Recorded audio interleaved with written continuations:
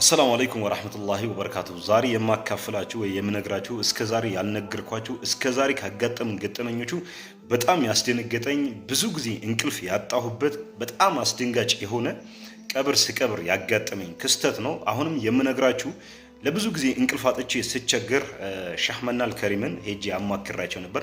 እንዲህ ነገር አጋጥሞኛል፣ ምን ማድረግ ነበረብኝ የሚል ነገር አማክራቸው ነበር።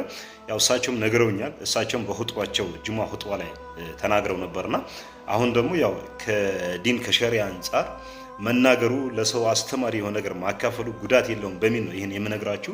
ይህ ቪዲዮ ደግሞ ይዳረስ ወላሂ ለብዙ ሰዎችን የሚያስተምር የሆነ ከባድ አስደንጋጭ ክስተት ስለሆነ ማለት ነው። በተቻላችሁ መጠን ቪዲዮ ሼር፣ ኮፒ ሊንክ፣ ሪፖስት ዲዩት እንዲሁም ቤቱ ፎሎ ማድረግ እንዳይረሳ። ከወንድሜ ጋር ከኔ ጋር ሐዲም ካሂራ ወንድሜ ጋር እንደዚህ አንድ ጀናዛ መጣና ለመቅበር ላህድ ውስጥ ገባን። ላህድ ጀናዛውን ተቀብለና አስገባ ነው እየቀበር ነው። ቂብላ ስናስይዘው ይህ ጀናዛ ቂብላ አልቀበል ማለት በቀኝ በኩል አይደል ጀናዛ የሚተኛው ወደ ቂብላ አድርገን፣ ግን ይህ ጀናዛ በደዛ ስናስተኛው አንተኛ ማለት ይገለበጣል ወደዚህ። ከዛ በግርጌ በኩል ቂብላ ሲይዝ ከወገብ በላይ ያለው ፓርት ይገለበጥብኛል።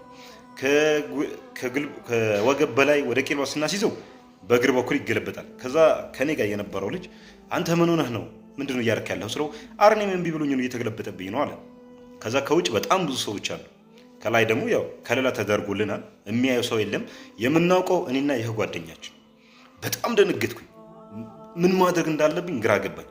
ውጭ ብዙ ሰዎች አሉ። ውጭ መናገር እንደሌለብን ነው። ምክንያቱም እዛ ጋር ያሉ ሰዎች ትንሽ ነገር ቢያዩ ወይ ቢሰሙ የዛ ጀናዛ አይቡ ወጣ ማለት። ስለዚህ ያለን አማራጭ ይህ አላህ እንደፈቀደ ነው፣ አላህ እንዳዘዘው ነው። ስለዚህ አላህ ያዘዘው ነገር አላህ የከለከለው ነገር ደግሞ እኛ ልናስገድድ አንችልም። ጀናዛው በተኛበት አህዋል ላይ አስተኝተን ትተን ቀብረን ወጣን። ከዛ ለብዙ ጊዜ እንቅልፍ አጣኝ። በጣም ብዙ ጊዜ በቃ አንዴ ምን ማድረግ ነበረብኝ? መናገር ነበረብኝ። ወላሂ ለብዙ ጊዜ ነው የምላችሁ፣ ለብዙ ሳምንታቶች እንቅልፍ አጣኝ። በጣም ስቸገር ሻህመናል ከሪም ሄጄ ያናገርኳቸው። እንዲህ ነገር አጋጥሞኝ ነበር፣ ምን ማድረግ ነበረብኝ አልኳቸው።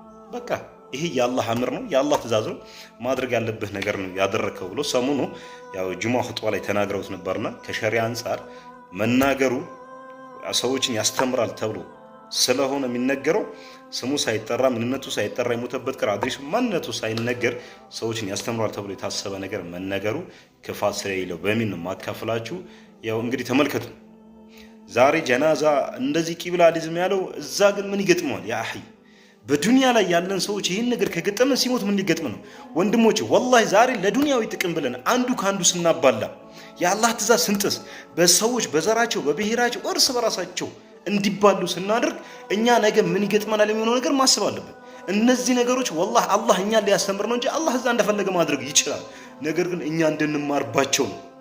ስለዚህ ወንድሞች አላህ ምን ያክል አዛኝ እንደሆነ እናውቃለን። ከዝነቱ ጋር እንደነዚህ አይነት ነገሮች እኛ ማየታችን እኛ ልንነቃ ይገባል። ይህ ቪዲዮ ደግሞ አስተማሪ ይመስለኛል። እኔ በጣም ብዙ ጊዜ አሁን ድረስ ብዙ ጊዜ ማቃዥበት ገጠመኝ ስለሆነ አካፍሯቸው፣ ይገባቸዋል፣ ይማሩበታል ብላችሁ የምትሉ ሰዎች ሼር አድርጉላቸው። የአላህ ሰላምና ዝነት ከእናንተ ጋር ነው። ከእንደዚህ አይነት ፈተና አላህ ይጠብቀን። ሰላም አለይኩም ወራህመቱላሂ ወበረካቱ።